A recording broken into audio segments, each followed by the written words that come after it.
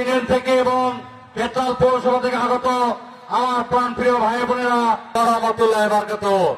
প্রিয় ভাইরা, দীর্ঘ 16টি বছর পরে আজার মাহফিল ও দোয়া অনুষ্ঠানে একত্রিত হয়েছি। প্রিয় ভাইরা, বিগত 16টি বছর বাংলাদেশে এমন একটি ফ্যাসিস্ট খুনি সরকার ক্ষমতায় ছিল, মানুষের জানমালের কথা বলার অধিকার ছিল না, মানুষের জানমালের কোন নিরাপত্তা ছিল না, কথা বলার অধিকার ছিল না, দেশে কোন আইনের শাসন ছিল না, ভোট দেওয়ার কোন অধিকার ছিল না। 2014 সালে তারা বিনা ভোটে তারা ক্ষমতায় ছিল। 2018 সালে দিনের ভোট তারা রাতে দিয়েছিল। 2024 সালে তারা নির্লক্ষ্য নির্বাচন করেছিল। আপনারা লক্ষ্য করেছেন, গত 5ই আগস্ট ছাত্র জনতার আন্দোলনের মুখে স্বৈরাচার খুনি শেখ হাসিনাদের দেশ থেকে পালিয়ে গিয়ে কেড়ে নিয়েছে। আমরা যারা বিএনপি করি, আমরা যারা অঙ্গন করি, আমরা যেন সেই সকল কাজ থেকে বিরত থাকি। অর্থাৎ আমাদের আচরণের পরিবর্তন করতে হবে, আমাদের আত্মশুদ্ধি করতে হবে, আমাদের ধৈর্য ধারণ করতে হবে। এই রমজান মাস সংযমের মাস, আত্মশুদ্ধির মাস, ধৈর্য ধারণ করার মাস। আমি রমজানের সংযমকে শক্তিতে রূপান্তরিত করে আমাদের নিজেদের মধ্যে ইস্পাত প্রতিযোগিত করে তুলতে হবে।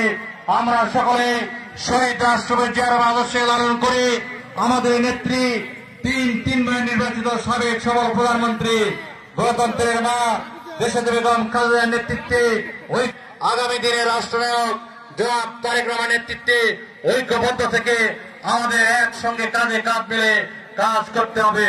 প্রিয় ভাইরা, আপনারা সকলেই আমার জন্য দোয়া করবেন, আমি যেন আপনাদের পাশে থেকে আপনাদের কল্যাণে কাজ করতে পারি।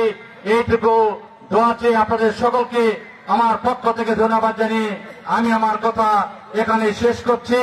শহীদ জিয়া অমর হক, খালেদা জিয়া জিন্দাবাদ, তারুণ্যের অহংকার, তারেক রহমান জিন্দাবাদ। দেখা হবে রাজপথে, কথা হবে মিছিলে মিছিলে। শিশের কান্ডারি সাবেক সংসদ সদস্য ইঞ্জিনিয়ার গোলাম মোস্তফা ভাই, আজকে আপনি ইফতার মাহফিল এসে করেছেন। আমরা ইফতার মাহফিলের পক্ষ থেকে, ফেরতাল উপজেলা পৌর বিএনপির পক্ষ থেকে আপনাকে ধন্যবাদ ও কৃতজ্ঞতা জানাই। নজরুল ইসলাম চৌধুরী নবুকে তার সংক্ষিপ্ত বক্তব্য রাখার জন্য বিনীত অনুরোধ করছি। বিসমিল্লাহির রহমানির রহিম। আজকের এই দোয়া ইফতার মাহফিলের প্রধান অতিথি সহ আজকের এই অনুষ্ঠানে আগত সকল অতিথিবৃন্দ, এখন নাম ধরার সময় নেই, তাই আমি কারো ব্যক্তিগত নাম ধরছি না, আপনারা প্রথমে আমাকে ক্ষমা করে নেবেন। এই উপজেলার সর্বস্তরের জনসাধারণ সকলের প্রতি আমার সশ্রদ্ধ। আমরা গোলাম মোস্তফা এমপি হিসেবে তারেক রহমানের জন্য আপনারা এবং দোয়া মাহফিলে আমরা শরীক হয়েছি। আমরা আল্লাহর কাছে দোয়া করব, দেশ নেত্রী বেগম খালেদা জিয়া যেন তাড়াতাড়ি সুস্থ হয়ে দেশে ফিরে এসে আবার দায়িত্ব গ্রহণ করতে পারেন এবং দেশ নায়ক তারেক রহমান তাড়াতাড়ি দেশে ফিরে আসতে পারেন।